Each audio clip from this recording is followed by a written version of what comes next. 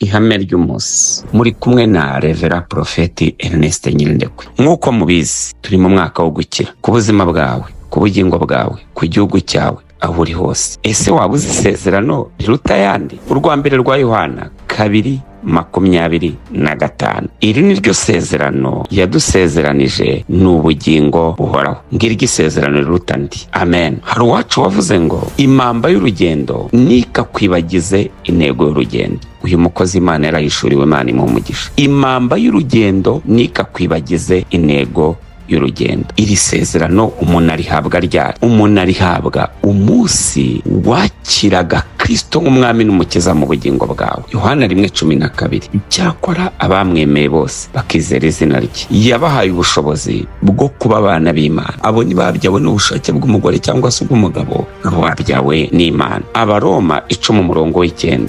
Niwatuza akanwa kawe ko Yesu ari umwami, ukizera mu mutima we ko Imana yamuzuye, uzakizwa. Yohana 3:16. Ko Imana yakunze abari mu isi cyane, byatumye itanga umwana wayo w'ikinege, kugira ngo umwizera wese atarimbuka, ahubwo ahabwe ubugingo buhoraho. Umunsi watuzaga akanwa kawe ko Yesu ari umwami, ukizera mu mutima wawe ko Imana yamuzuye, uriya munsi nibwo wakijijwe, nibwo wahawe ririya sezerano, urarigendana. Shoje nkubwira ngo ibukuriwe biri mu bigize amahame.